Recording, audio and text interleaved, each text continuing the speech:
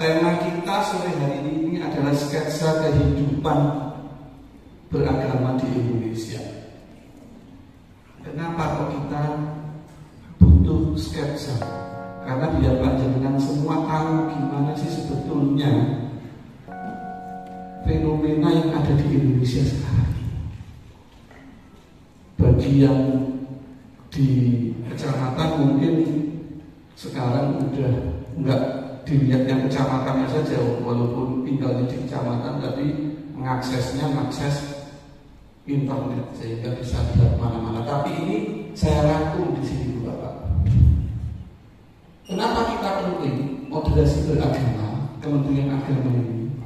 Nanti pasti ada yang tanya, saya belum paham moderasi beragama ini. Bahkan ada yang ngomong moderasi beragama ini sesat Pak. Gini apa betul? Ada yang pernah dengar itu? Moderasi beragama ini pendangkalan akidah. Ada yang dengar betul? Yang belum tidak apa-apa berarti urung. Moderasi beragama katanya pendangkalan akidah. Moderasi beragama itu bangsane orientalis. Moderasi beragama ini teman-teman mana kafir.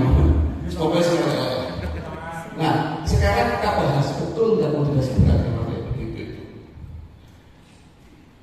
Kenapa kok Kementerian Agama merasa penting gerakan moderasi beragama ini dilakukan itu Bapak? Karena hasil riset Badan Litbang kita itu sekarang seringkali muncul konflik sosial bernuansa agama. Saya nggak ngomong konflik agama. Konflik agama itu ada betul?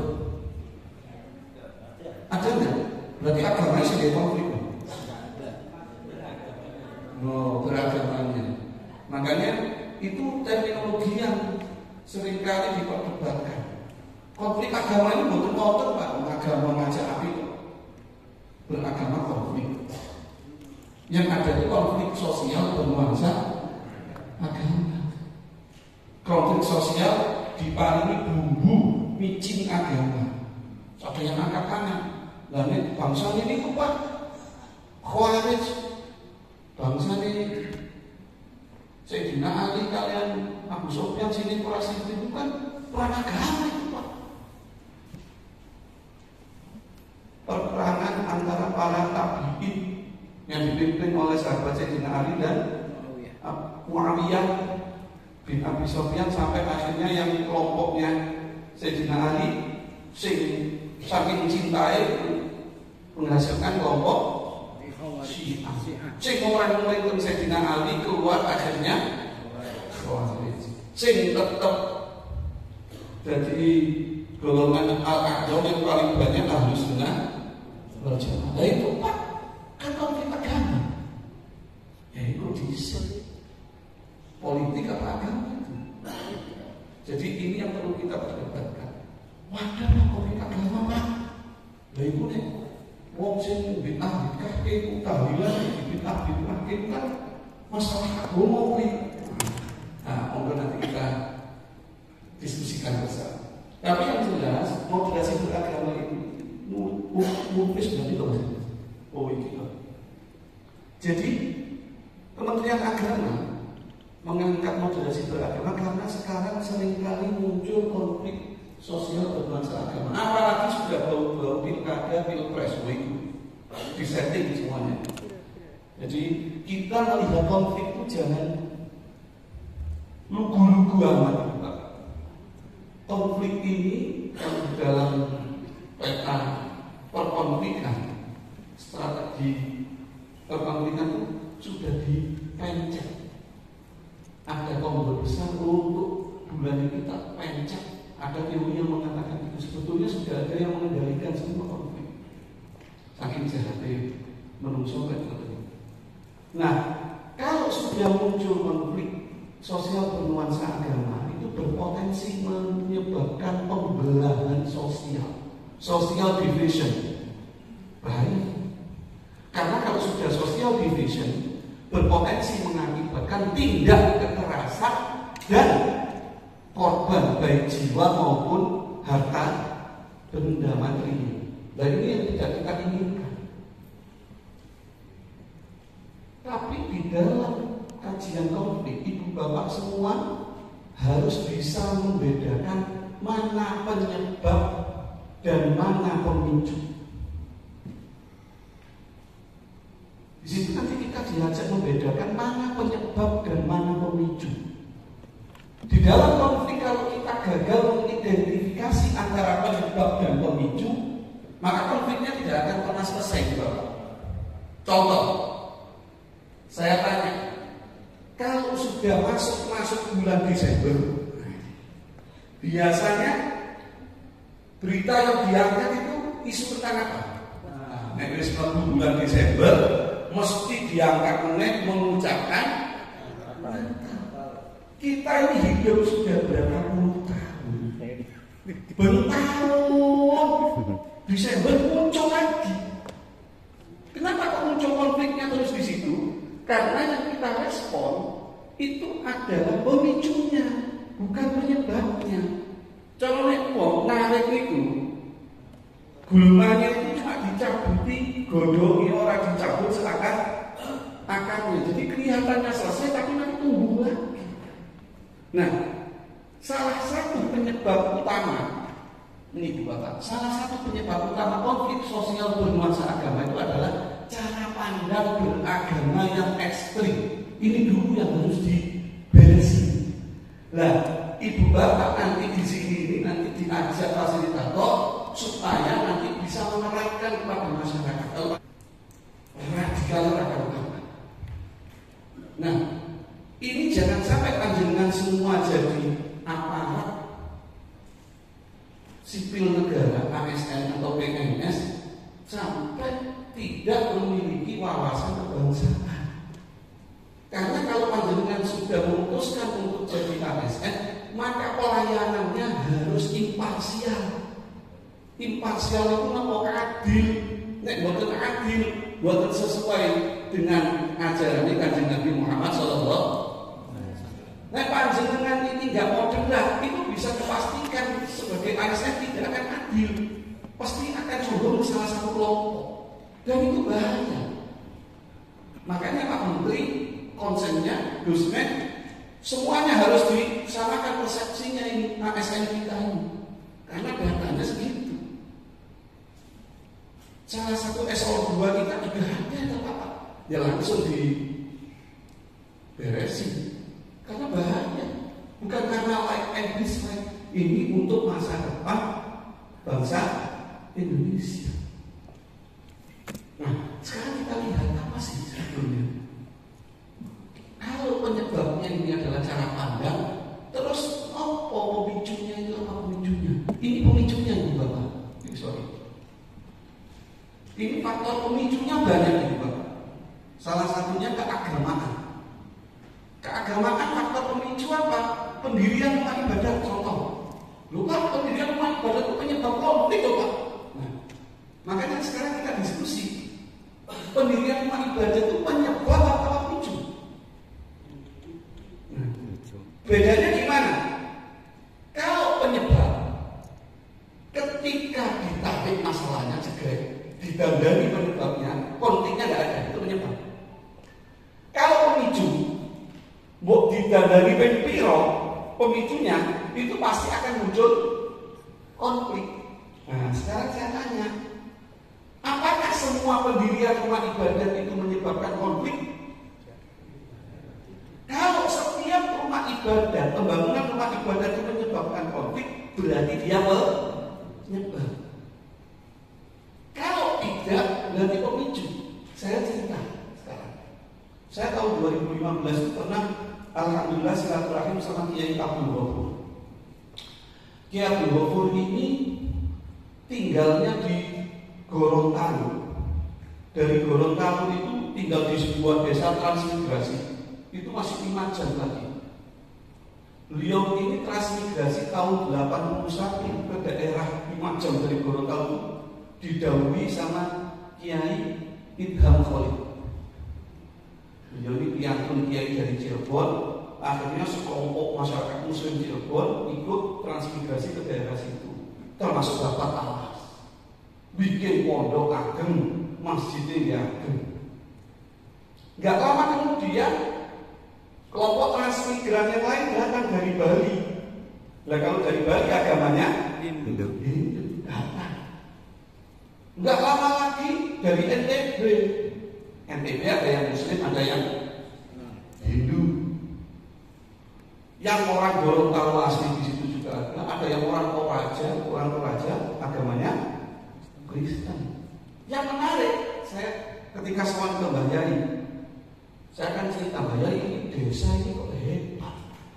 Satu desa ada rumah ibadah masjid, gereja Katolik, gereja Kristen sama pura. Bagaimana ceritanya Mbah Yai? Ceritakan ke saya. Oh ini ceritanya dulu Pak. Saya datang dulu di sini dulu, bangun pesantren masjid gede, masyarakat muslim alhamdulillah. Nggak lama teman-teman Bali datang, tambah banyak karena transmigrasi. Dapat setahun teman-teman Bali itu butuh untuk mendirikan rumah ibadah. Tokohnya itu datang ke aku. Wonten apa Mbak? Datang ke aku minta izin supaya boleh mendirikan pura karena jumlah umat Hindu sudah banyak. Nah terus pripun Mbak? Ya saya jawab, panjenengan ini di sini sama dengan saya, sama-sama pendatang. Nah kalau memang umat Hindu sudah butuh rumah ibadah, nggak usah izin ke saya mendirikan anak saya. Monggo kalau memang itu sudah dibutuhkan untuk ibadah. Lalu mau saya tak kandani Pak. Jangan kancamu saudaramu itu yang ingin mendirikan rumah ibadah karena mereka juga butuh kebutuhan spiritual. Dapat 3 bulan berikutnya teman-teman Kristus ya pagi datang pendetanya tuh Mbak Yai betul sama minta izin mendirikan gereja. Jawabannya Mbak Yai, silahkan gaya ibadah gaya apa. Nah di sini belajar dari Kiai Abdul Ghafur dan masyarakat muslim di situ, pendirian rumah ibadah jadi penyebab konflik ya? Kenapa? Karena cara pandangnya tidak ekstrim. Ketika konflik itu, ketika cara pandangnya ekstrim, jadi gereja ini kok imanku melorot. Mau gereja kok imannya melorot? Memang iman tergantung gereja. Iman Yazid yang musuhkan di sini. Nah, karena pandangannya ekstrim itu salah satu contoh bahwasanya pendirian rumah ibadah itu bukan penyebab konflik itu, Bapak, tapi pemicu. Kita cek lagi penyiaran agama. Penyiaran agama itu ada yang menyebabkan konflik dan ada yang tidak. Yang menyebabkan konflik kalau menyiarkan agama kepada orang yang sudah beragama. Karena cara pandangnya ekstrim, dua agama malah tidak paham. Tapi kalau kiai-kiai kita dakwahnya ya kepada sesama agama.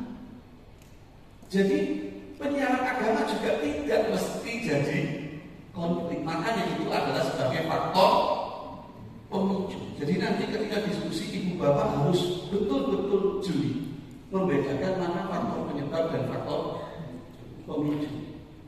Nah ini sekarang dampaknya apa? Dampaknya kalau sudah cara pandang kita ekstrim, ibu bapak, dampak pertama itu sikap dan praktek kita pasti ekstrim juga, otomatis. Jadi yang di dalam batin ini menjelma kepada zahir. Nah kalau sudah praktek beragamanya ekstrim, biasanya klaim kebenaran, nganggap pendapatnya yang paling benar. Wong liya salah. Makin puncak lagi dia memaksakan kehendaknya pada orang lain. Wong liya kudu melok apa yang dia yakini, bukan hanya terima paling benar, terima merasa paling benar, tapi juga memaksa orang untuk supaya ikut kepercayaan yang diyakininya. Dan yang terakhir dalam konteks negara bahaya. Dalam konteks negara bisa dia menyebabkan tidak punya komitmen terhadap NKRI. ditarik ke konteks negara. Terus gimana Pak contohnya? Nih contohnya, mitigasinya yang perlu kita lakukan. Kalau sikap dan praktek beragama yang ekstrim, cara mitigasinya gimana? Ibu bapak, di masyarakat kita nanti kita perkuat esensi ajaran agama di kalangan masyarakat. Masyarakat jangan dibiarkan untuk menganut agama secara simbolik. Jangan pernah. Tapi kita ajari masyarakat supaya substantif. La yanalallaha luhumuha wala dima'uha walakin yanaluhu taqwa minkum. Dalam Quran disebutkan Allah itu enggak lihat daging hewan kurban. Itu simbolik. Allah tidak melihat banyaknya darah yang muncul dari hewan kurban. Tapi yang dilihat adalah ketakwaan. Bisa dipahami ya? Ini adalah kenapa masyarakat kita perlu kita ajak supaya tidak simbolik. Kalau simbolik bahaya. Beragamanya cuma raganya doang, nggak ada ruhnya. Apa kalau simbolik ini gampang ngafetin kok, gampang dinakhiri tiang. Jadi ini yang supaya kita mitigasi masyarakat kita ajak kalau pengajian itu dicari dikupas substansinya. Kalau ngaji manasik diajari ojo mau diajari kok muter, tapi nggak dikasih filsafatnya, hakikatnya, waktu untuk apa. Jadi beragama itu yang penting substansinya. Simbolnya penting, tapi substansinya lebih penting. Ini contoh beragama secara simbolik ekstrim. Loh, kenapa kok ekstrim Pak? Pokoknya ini kan bisa adu dalil Pak, mereka adu dalil sama kita. Ya adu dalil aja, kita punya dalil. Kalau dalilnya mereka idza ra'aytumul munkara yughayyiruhu biyadihi, ya Pak, bom biyadihi. Tinggi mana hadis sama Quran? Kita punya dalil juga. Man qatala nafsan bil ghairi nafsin aw fasada fil ardi faka'annama qatalan nasa jami'an. Barang siapa membunuh satu jiwa di muka bumi, maka oleh Allah dianggap qatalan nasa jami'an, membunuh semua jiwa yang ada di muka bumi. Wong kafir lah, bunuh saja. Lho iku ora ngaji. Man qatala nafsan ning santri. Ini isim apa ini? Isim mutlak, nakiro mutlak, gak ada koyeknya. Artinya ayat ini bukan mengatakan man qatala nafsan muslimatan, tidak.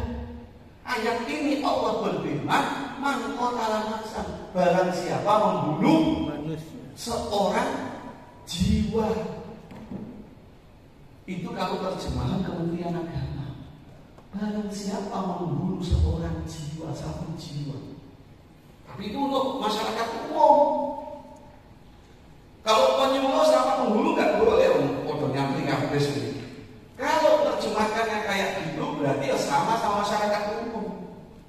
Kalau penghulu sama penyuluh karena ini isimnya isim mutlak, terjemahkannya gimana? Barang siapa membunuh satu jiwa, apapun agamanya, apapun warna kulitnya, apapun etnisnya, itu cara terjemahannya. Jadi dalilnya tidak ketemu. Tidak pakai ilmu kalau itu tidak ketemu, apalagi makosid syariatnya harus hidun nafas. Tidak ketemu Pak. Adu dalil aja adu dalil. Tapi percuma adu dalil sama kayak orang yang gini tidak ketemu. Mereka sudah memang otaknya sudah ekstrim.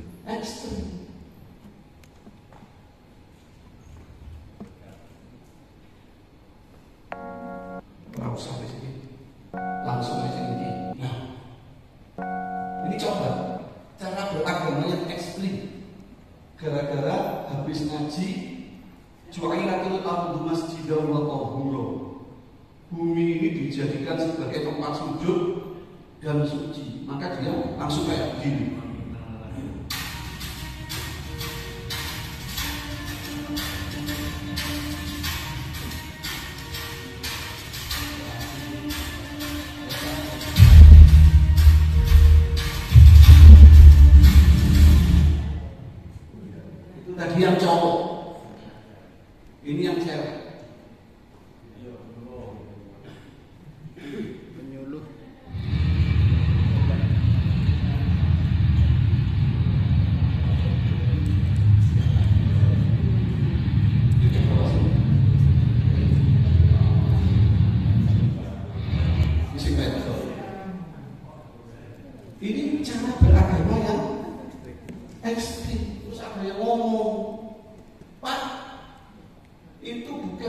Indonesia Pak, itu di Malaysia.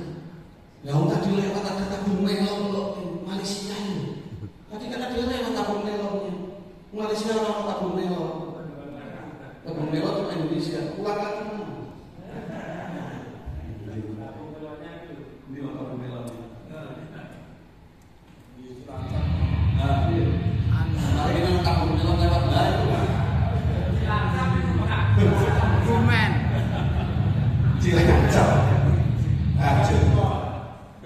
Saya bilang kalau Malaysia saya punya, nggak saya keluarin. Ngapain terlalu dekat Malaysia? Saya keluarin aja yang Afghanistan deh. Ini yang Afghanistan saya keluarin.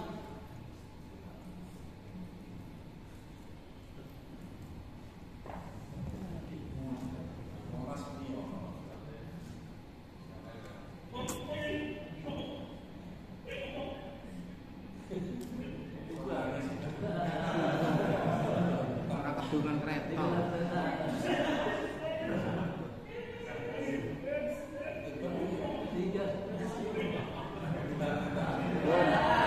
Semua imamnya jangan menebuban.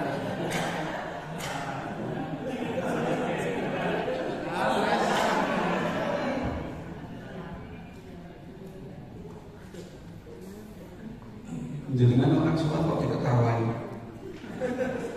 Penistaan agama. Bukan sholatnya Pak. Nah ini saya bukan tertawain sholatnya Pak. Yang jenengan tertawain apanya? Cara sholatnya itu. Itu saya tarik di sini. Jadi kuncinya kita tidak pernah mentertawakan sholatnya. Yang kita tertawakan cara sholatnya.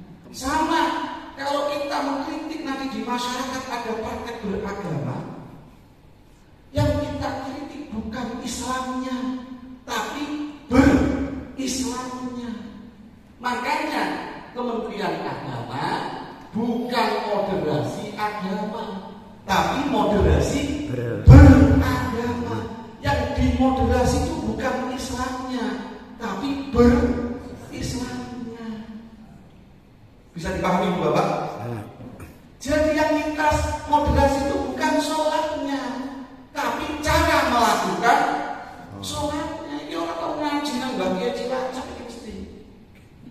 Ngaji ini mesti ngerti kaifiah sholat isya sampai ono jamak kosor, ono hurmatul waktu. Bukan caranya kayak begini. Kenapa kiai-kiai kita dulu kalau dulu kita dalusan di mana? Masjid, di musola. Nek pondok paling banter nek aula pondok. Kenapa kok enggak di trotoar? Karena itu bukan syiar Islam, tapi enggak ada yang berani. Kenapa? Karena masyarakat sudah dikacaukan oleh kelompok-kelompok yang ekstrim itu. Kalau mengkritik berislam dianggap sama dengan mengkritik baik. Banyak rusak Pak Islam kalau kita nggak ada berani kritik berislam. Rusak. Nah, maka sampaikan ke masyarakat beda agama dan beragama. Kalau agama ini ajarannya ini, kalau beragama wis polane menungso. Kenapa Pak? Ini kok ekstrim? Niki agamanya ini. Anna Rasulullah sallallahu alaihi wasallam naha an yusalli fi sab'ati mawatin. Rasulullah itu melarang umat Islam sholat di 7 tempat. Salah satunya yang merah ini qari'atut thariq. Salah satunya orang Islam dilarang sholat di tengah jalan. Ini malah sholat yang perempatan. Pinter dong. Dilarang kayak gitu.